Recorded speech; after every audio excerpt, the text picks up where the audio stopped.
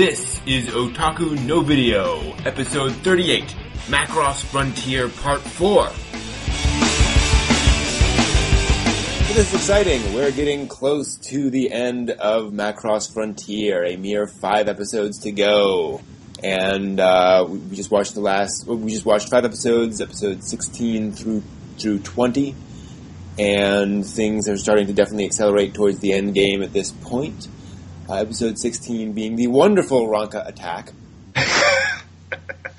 Oh, yes. Which really, I mean, I felt wonderful that they're literally just going back and completely redoing a Minmay attack thing. That was just awesome.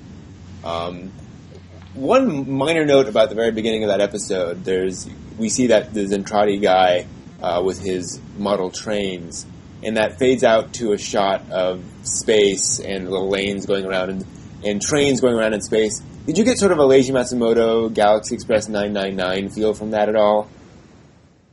Yeah, that's exactly what came to my mind. Good. I wasn't totally crazy. Yeah, it was... I imagine probably mostly just because that image of the trains in space is what leads us to that, but I don't know that was intentional or not, but I haven't seen enough of Galaxy Express.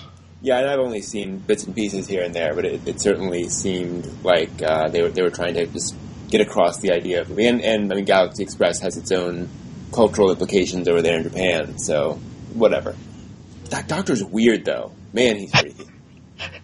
With the eye pendant thing. And the fact that he doesn't actually look at Alto at any point. He's always just sort of staring off into space. All right. Yeah, well, I mean, he's definitely... Yeah. He's a weirdo. But I did like...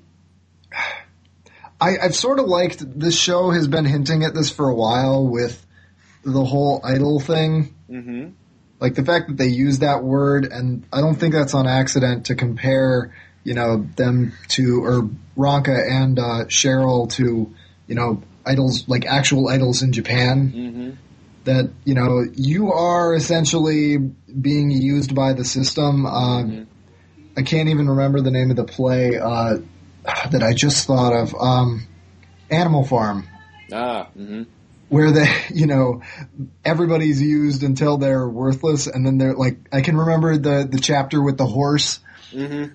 Where the horse just breaks down, and they're like, oh, we sent him off to a hospital. I can't remember what exactly they say, but I think they say something like that, and it's really off to a glue factory, and it's, it's just, that is so terrible.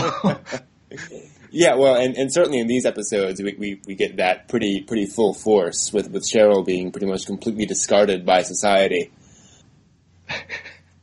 Yeah, and it also heralds back to the original, as you already mentioned, this was definitely, and there are some other episodes in here that definitely herald back to that. Much.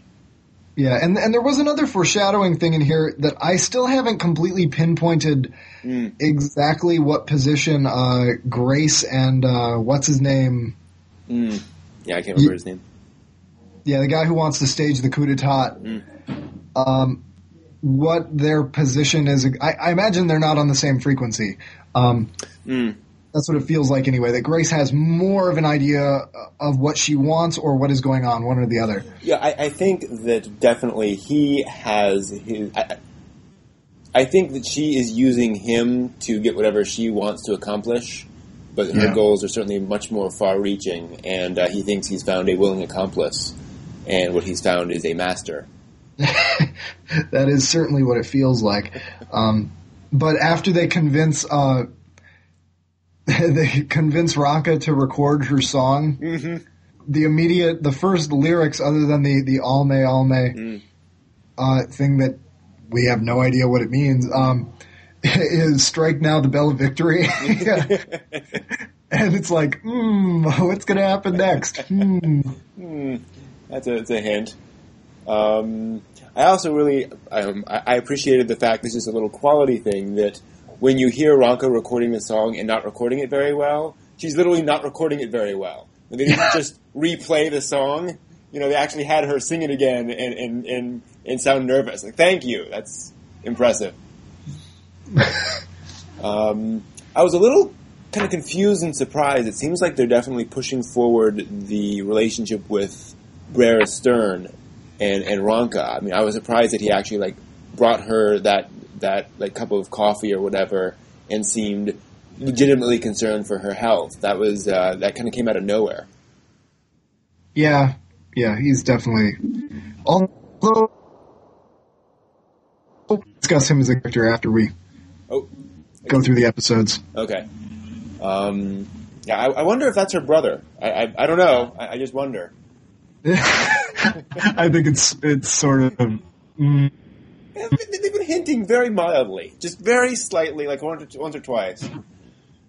Yeah, there have been some other things where they randomly, like, we dig into somebody's memories and we have to sort of make the connection on our own. Yeah, it's very, very interesting and very, very odd. But I really liked that whole sequence with the Ronka attack and the fact that it actually works. I mean, it was no big surprise, but the fact that they actually, went through with it and showed that it is effective. And I have to admit, my initial reaction was, okay, so the whole point is that your weapons are useless against me. But that the Vajra are going to eventually figure out ways around the weaponry. But then my immediate thought was, why won't they come up with some immunity to Ronka's voice? So, which I think is something that they're, where they're going later on. But I was kind of surprised that no one had that reaction. That okay, it's just one more weapon. Yeah, that's. Oh wow, it's anime. And then we get episode 17, which is, which this episode brought to you by 1980s Mecha Heroes. Which is just absolutely fantastic. Partly because we get some, the episode is shot all through with Firebomber music from Macross 7, which is just so wonderful 80s cheesy. Well, I mean, it was made in the 90s, but the music is very 80s style, cheesy rock, which was fun. And then that bizarre opening credit sequence, the like caramel dancing thing. With Wonka bouncing back, that was really strange. Cute, but strange. I was just thankful for another OP. Definitely. Where it's like, really? You could not do another one? Are you joking? I don't. And granted, I don't know if this is Lunar's fault because I know that, or rather, they're lacking. They'd prefer to release the episode. Rather than the OP, like I know some groups do that. Do what?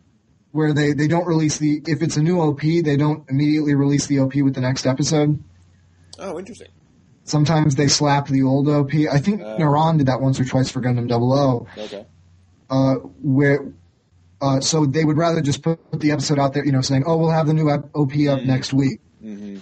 Or whatever. And I don't really know. I didn't watch this one. I watched like the first 3-4 episodes when this was coming out and never watched any more of it, so I don't actually know. But yeah, and you'd think we both downloaded the full torrent, right? Yes. Yeah, so that probably has the corrected one, but who knows?